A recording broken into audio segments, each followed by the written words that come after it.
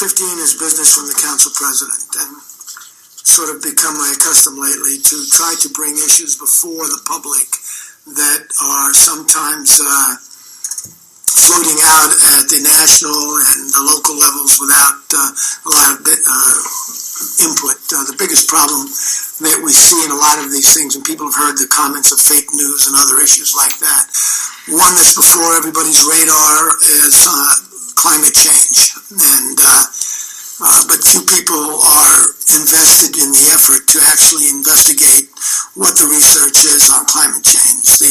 Mr. Gore and the actually UN is the agency that has been putting forward the idea that we were in a serious threat from that which we would call climate change.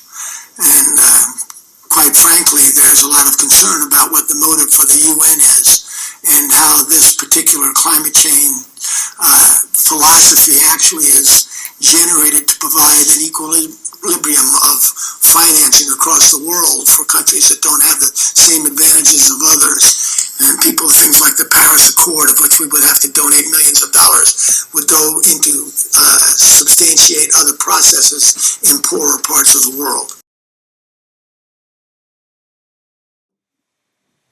Good evening. My name is Aravinda Pillalamarri. I live in Bel Air.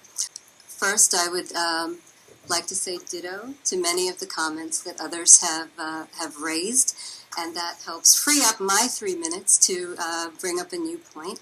You know, building on what Allison has talked about, it's not only a mistake to see something like the Paris Accord as something that's somehow harming an advanced country, you know, to help some other country. Actually, if we believe that a more equitable economic growth and a more sustainable energy policy is in the interest of every country, then actually this is not, you know, helping one country at the expense of another. It is helping all countries. It's helping the planet as a whole.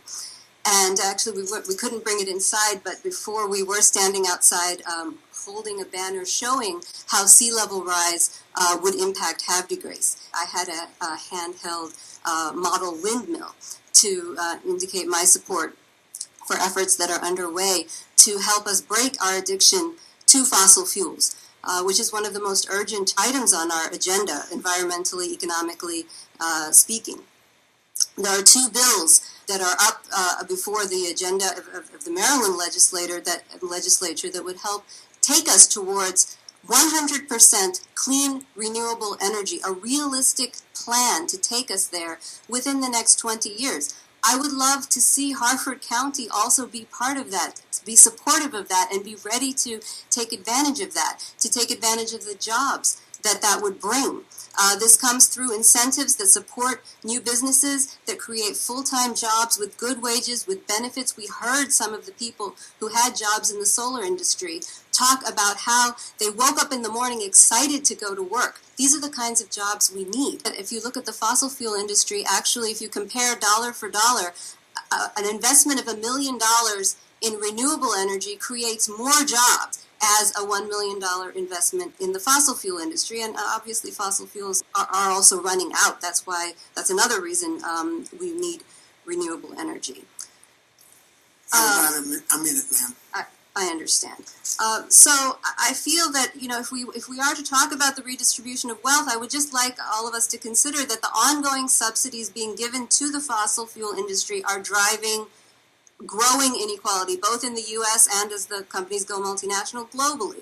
So, I mean, if we think about the subsidies in the form of direct funding, tax giveaways, loans at favorable rates, guarantees, government facilitation to provide land and water to fossil fuel companies at below market rates, research and development funding, and many other forms of direct and indirect subsidies. And then another huge subsidy subsidizing the social cost of CO2. The social cost of CO2 is calculated to be about $36 per ton. You can see this research, well, you could see this research on the website of the Environmental Protection Agency up until a month ago, when all of the climate change related data was wiped, but fortunately those sites have been archived and you can still access the calculations that come to this, $36 per ton. In 2015, the United States emitted 5.4 billion tons of CO2. That's $200 billion of hidden subsidy to the fossil fuel industry. If we supported renewable energy that did not emit CO2, that is real money that we would save.